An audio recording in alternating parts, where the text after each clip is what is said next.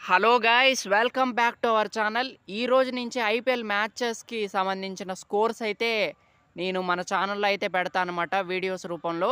So ఖచ్చితంగా subscribe చేసుకోండి. And ఈరోజు మ్యాచ్ వచ్చేసి మనకి Gujarat versus Mumbai Indians. And ఈ మ్యాచ్ వచ్చేసి మనకి నరేంద్ర మోడీ స్టేడియంలో జరుగుతుంది. అండ్ గుజరాత్ టైటాన్స్ మనకి టాస్ అయితే గెలిచారు. సో టాస్ గెలిచి వాళ్ళు బౌలింగ్ అయితే ఎంచుకున్నారనమాట. ముంబై వాళ్ళు బ్యాటింగ్కి వచ్చారు.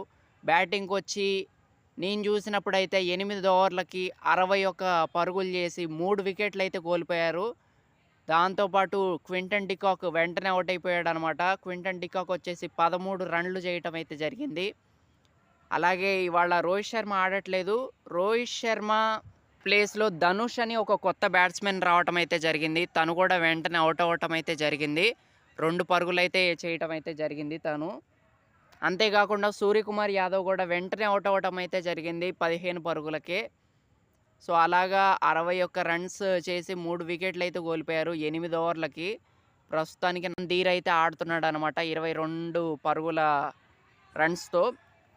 సో అంతేకాకుండా మనకి గుజరాత్ టైటాన్స్ సైడ్ నుంచి రబాడా మాత్రం 3 వికెట్లు తీశాడు. సో అద్భుతమైన బౌలింగ్ ప్రదర్శన అయితే తను చేస్తున్నాడనే చెప్పాలి ఈ మ్యాచ్‌లో. సో అదనమాట ఓవరాల్‌గా గుజరాత్ టైటాన్స్ ఈ మ్యాచ్‌లో ముందు టాస్ గెలిచి మేమే బౌలింగ్ ఏస్తామన్నారు. సో దానికి తగ్గట్టే రిజల్ట్ అయితే బానే ఎళ్తుంది. బట్ ఏదేమైనా ఈరోజు రోహిత్ శర్మ ఆడట్లేదు. సో అదొక మైనస్ పాయింట్ అనే చెప్పాలి. బట్ ఈరోజు ముంబై ఇండియన్సే గెలిచిద్ది. అది మాత్రం చాలా గట్టిగా చెప్పుకోవచ్చు.